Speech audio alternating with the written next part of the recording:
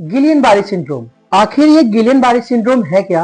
आजकल social media पे ये इस बीमारी के बारे में काफी कुछ देखा जा रहा है। हम इसी विषय में बातचीत करेंगे। हमारे साथ जुड़े हैं डॉक्टर रवि सौदा, जो कि जाने माने बाल रोग विशेषज्ञ हैं। थैंक यू मानिक भाई।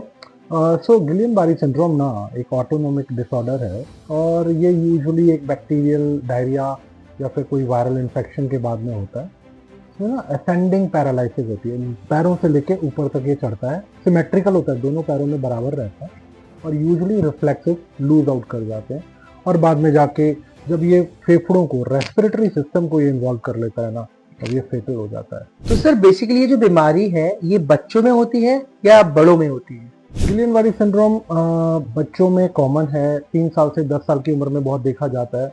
अंडर 15 ईयर्स के लिए तो सरकार ने इसके लिए ना एक सर्वेलेंस सिस्टम भी बना रखा है, जिसमें कि रिपोर्टिंग भी करनी पड़ती है और हर 1 लाख केसेस के पीछे कम से कम 2 केसेस की रिपोर्टिंग ज़रूरी होती है। उसके बाद में ये मिडिल एज में 20 से 40 साल की उम्र में भी आता है और फिर 60 साल के बाद में फिर से इसका इंसिडेंस बढ़ जाता है। तो क्या ये एक रेयर बीमारी है और उत्तराखंड में ये केस पहले रिपोर्ट हो चुके हैं? ये रेयर बीमारी बिल्कुल भी नहीं है। हम लोग हर साल लगभग 135 केसेस एक्यूट फ्लैसिड पैरालिसिस के देखते हैं कुमाऊं रीजन में और इसमें से लगभग 20 से 22 केसेस गिलियन बारी सिंड्रोम के भी आते हैं और हाँ, काशीपुर में भी ये देखे गए हैं और अभी पिछले 1 साल में पुणे महाराष्ट्र में तो कम से कम 200 से 225 केसेस रिपोर्ट हुए हैं गवर्नमेंट रिपोर्ट के हिसाब से। ये जो डिसीज है ये होती कैसे है?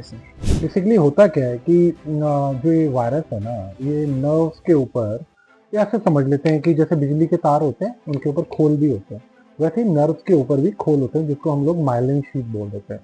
तो जब भी वायरस या बैक्टीरिया का ऑटो इम्यून सिस्टम ट्रिगर होता है तो ये नर्व्स के ऊपर से जो खोल है, बिजली के तार के जो खोल हैं, उनको ये उतार देता है और फिर वहाँ पे डिसबैलेंसिंग हो जाती है, रिफ्लेक्सेस चले जाते हैं और हमारे को ना as a clinician high index of suspicion जिन्होंने देखे हुए हैं तो उनके लिए बहुत इजी हो जाता है डायग्नोस करना, और जब डायग्नोसिस करना इजी हो जाता है ना तो फिर उसको ट्रीट करना भी बहुत आसान हो जाता है। इसका बेसिकली मेन से ट्रीटमेंट सपोर्टिव ट्रीटमेंट रहता है और intravenous immunoglobulin easily readily available है काशीपुर में भी, और हमने बहुत सारे केसेस ऐसे ट्रीट भी किए हैं और घर भी भेजे। तो सर सुनने में ये बीमारी तो कहीं ना कहीं पोलियो जैसी लगती है। हाँ बिल्कुल, ये पोलियो जैसी ही बीमारी है और हम लोग अंडर 15 ईयर्स जितने भी एक्यूट फ्लैसिड पैरालिसिस, जिसमें कि पोलियो, गिलियन बारी syndrome, viral myositis, transversal myelitis, traumatic neuritis, ये जितनी भी बीमारियां हैं, ये जिसमें कि पैरालिसिस रहता है और ख़ासकर पैरों में पिंडलियों के आसपास में दर्द होना स्टार्ट हो जाता है, बच्चे को दर्द होता है, चलने में दिक्कत आती है, चाहे वो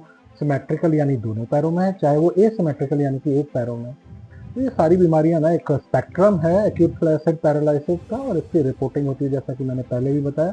सर्विलांस सिस्टम इंडिया का बहुत अच्छा है और जैसे ही हम लोग डिजीज नोटिफिकेशन सेंटर को इन्फॉर्म करते हैं, विद इन 10 से 15 मिनट्स वो लोग आते हैं, फिर वो लोग स्टूल का सैंपल कलेक्ट करते हैं और फिर डायग्नोसिस के लिए वायरल कल्चर करवाते हैं और फिर उसके हिसाब से ट्रीटमेंट भी मिल जाता है।